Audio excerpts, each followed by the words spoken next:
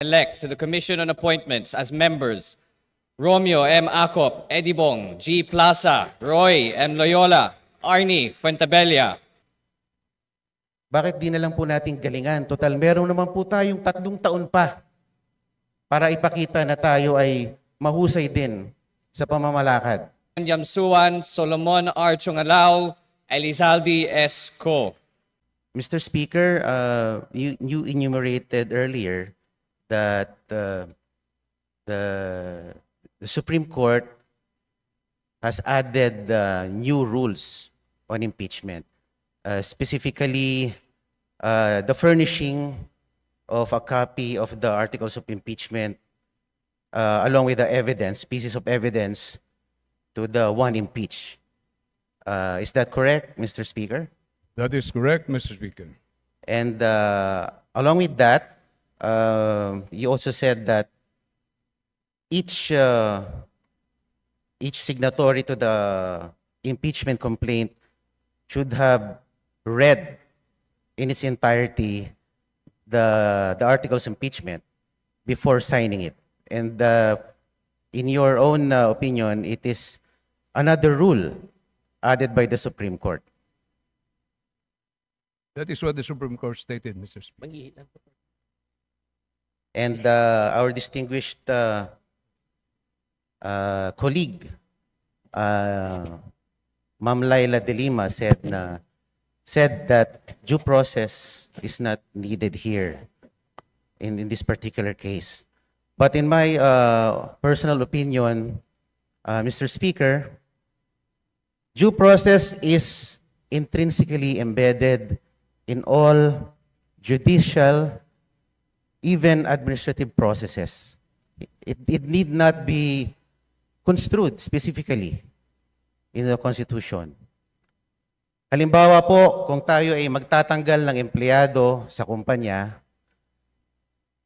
kahit wala naman pagtatangka sa kanyang buhay, we also accord due process to the person that we are about to remove from office. Usually, tayo po ay, we ask for an explanation letter dun sa empleyado kung bakit niya, why he or she has breached a company policy. In other words, meron pong due process. And I think it need not be specifically stated in every ruling. And I think dapat po talaga intindihin natin ang judicial, ang due process ay nandyan, nananalaytay sa lahat ng ating mga batas.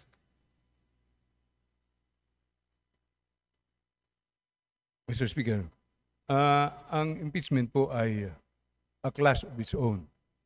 May tinatawag na substantive due process, procedural due process, administrative due process.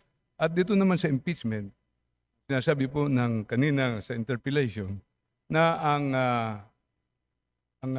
process na ito, pag pumirma ang 1/3 of all the members, hindi naman nawawala ang sabi, wala dito yung due process dahil ang penalty dito, sabi po ng Honorable De Lima, ay removal from office, ang pinaka-harsh na penalty.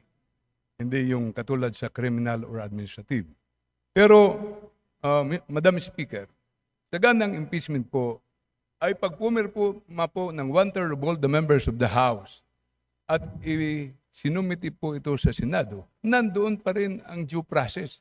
Kasi doon po ay may karapatan makinig at hear yung mga depensa po ng ini-impeach. Opo.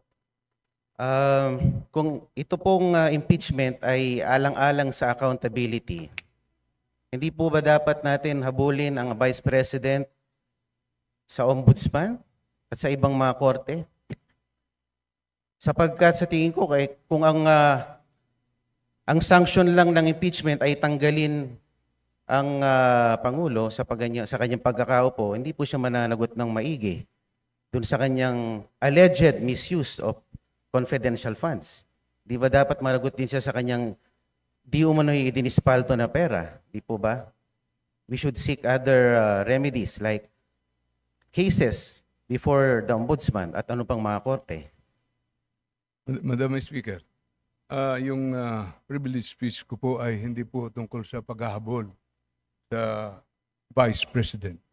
Ang privilege speech ko po ay tungkol po sa desisyon ng Supreme Court na gumawa po ng maraming requirements sa House of Representatives tungkol sa impeachment na exclusive power of the House of Representatives.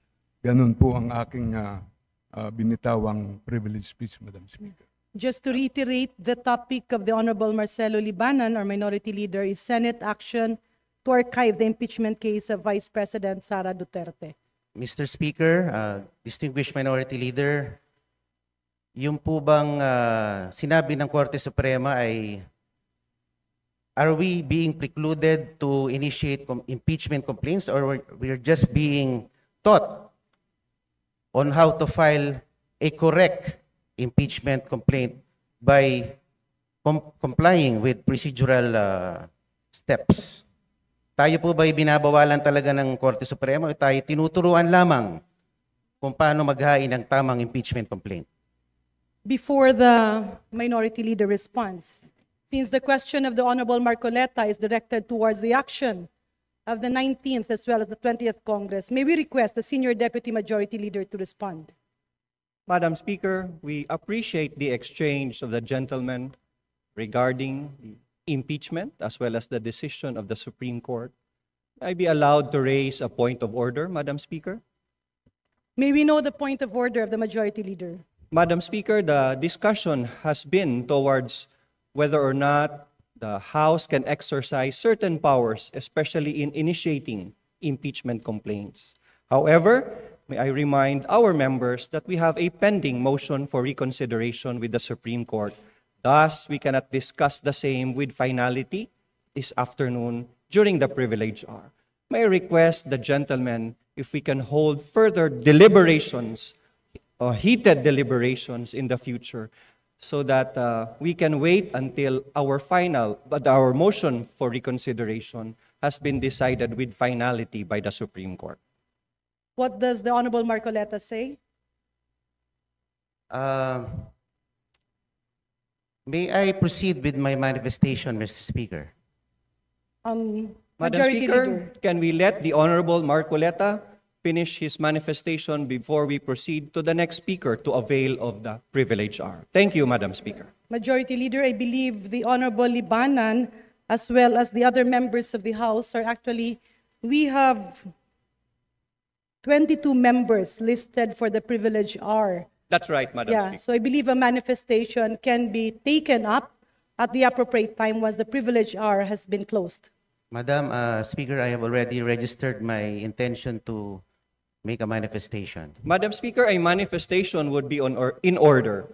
Let's allow the Honorable Marcoleta to finish his short manifestation before we conclude the privilege speech and refer the same to the Committee on Rules. The Majority Leader's request is hereby granted. Thank you, Mr. Speaker. Sa pagtatapos po ng 2024, sinabi po ng ating mahal na Pangulo na ang impeachment ay hindi importante. Sabi niya, this does not make any difference to any single Filipino life. So why waste time on it? And despite the admonition of the President, the House, through one-third vote, transmitted the articles of impeachment to the Senate. Why didn't we heed the call of the President? Why did the HRR defy the President's pronouncement? Gusto ko lang pong malaman kung bakit ganon. Parang hindi natin sinusunod ang mga pahayag ng ating Pangulo. Before the Honorable please proceed. Opo. At nung July 25, the Supreme Court, sabi nga nila, inilang dineklara ng articles of impeachment ay unconstitutional at void ab initio. At pagkatapos noon ay nakarinig tayo ng mga pahayag mula sa House members na tila baga tinatakot ang ating mga maestrado na pwede kayong ma-impeach din tulad ng Vice President. And despite the motion for reconsideration submitted, the Supreme Court, through a press briefer, reiterated that the decision is immediately executory, notwithstanding the MR. And the Senate accordingly adhered to the decision by archiving the articles of impeachment. So ang tanong ko lang po why the continued defiance on the part of the HOR? Parang tayo po ay tila nagmamatigas. Samantalang ang Korte Suprema at ang ating co-equal body ng Senado ay tumalima na sa sinabi ng ating Korte Suprema. Alam naman po natin that the Supreme Court is the final arbiter on all disputes and controversies pertaining to constitutional issues. And the decisions released by the Supreme Court form part of our legal framework, form part of our legal system sa ating bansa. Dapat po nating galangin ang ating co-equal branch. Sinabi din po ng Pangulo sa isa sa kanyang mga panayam at huli-huli sa kanyang SONA na ang Pilipino ay sawa na sa sobrang pamumulitika. So, buti pa ang ating Pangulo aware dito. At siyempre, kamakailan ay meron pong ibinalita na meron na naman pong Quadcom version 2.0. Alam naman po natin ang Quadcom ay nagagamit bilang political persecution more than a tool for legislation. At pinakita pa nga po ng Quadcom sa kanilang performance last year that it assumed judicial and prosecutorial roles, which is beyond the ambit of its legislative function. Mr. Speaker, the continued defiance of the House of Representatives has been truly remarkable. Sana naman po ay baguhin na natin ang ating estratehiya. Sa akin lang naman po. Dahil ako'y miyembro ng 20th Congress, bakit hindi po natin baguhin or reassess ang ating strategies? Kaysa bumabakbak tayo ng bumabakbak ng ating political adversaries. Bakit di na lang po natin galingan? Total, meron naman po tayong 3 taon pa para ipakita na tayo ay mahusay din sa pamamalakad. Ang akin lang naman po, this administration has been characterized by, treating its political adversaries na pag malakas ang kalaban, i-disqualify, i-expel, i-impeach, or i-threaten na i-impeach. Bakit hindi lang naman po natin galingan? Meron pa naman po tayong 3 taon. Baka sakali, matalo natin si VP Sara sa 2028. Maraming salamat po. Madam Speaker, there being no other Madam member Speaker. who wishes to interpolate, On the part of the majority, I move to nominate and elect to the Commission on Appointments as members Romeo M. Acop, Eddie Bong, G. Plaza, Roy M. Loyola, Arnie Fuentabella. To the Committee on the House of Representatives Electoral Tribunal as members Brian Raymond Yamsuan, Solomon R. Chungalao, Elizalde S. Co. To the Committee on Appropriations as Vice Chairpersons Reynante U. Arrogancia, Ed Christopher S. Go, Antonino G. Calixto, Gerardo Jerryboy Espina Jr., Carl Cari, Roger G. Mercado, Danto S. Garcia, Christopherson Coco M. Yap, Sancho F. Ominal, Julian Jam L. Boronda, Lalo T. Matugas, Josefina Talyado, Cristina Talavera Lopez. To the Committee on Agrarian Reform as Vice Chairpersons, Imelda Kibrana de Maporo, Sonny Lagon. As members, Keith Tan, Emigdio Tanhuatco III, Florencio Miraflores, Ferdinand Beltran, Gurley Veloso.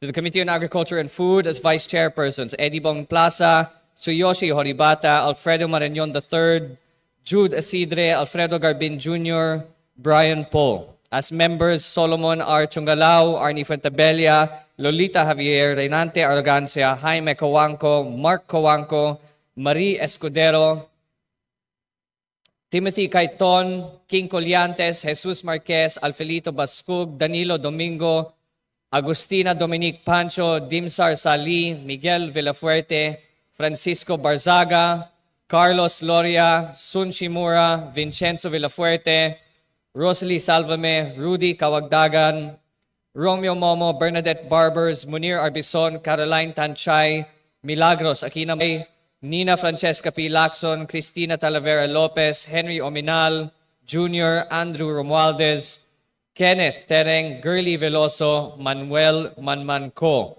To the Committee on Aquaculture and Fisheries Resources as Vice Chairpersons, Keith Tan, Sun Chimora. As members, Antonio Legarda, Florencio Miraflores, King Colliantes, Jesus Marquez, Dimsar Sali, Miguel Villafuerte, Angelo Marcos Barba. To the Committee on Banks and Financial Intermediaries, as Vice Chairperson, Antonio Legarda Jr., as members, Julio Ledesma IV, King Colliantes. To the Committee on Civil Service and Professional Regulation, as Vice Chairperson, Giselle Maceda, as members, Siriaco Gato and Patricia Calderon. To the Committee on Climate Change, as Vice Chairpersons, Emmanuel L. Iway, as members, Monique Yasmin Maria Lagdameo, Rebecca Inares.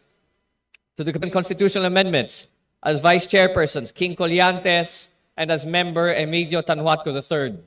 To the Committee on Disaster Resilience, as members, Siriaco Gato and Timothy Caiton. To the Committee on Ecology, as members, Jesus S. R. Marquez, Rebecca Inares. To the Committee on Economic Affairs, as members, Keith Tan, Emilio Tanhuatco, and Julio Ledesma.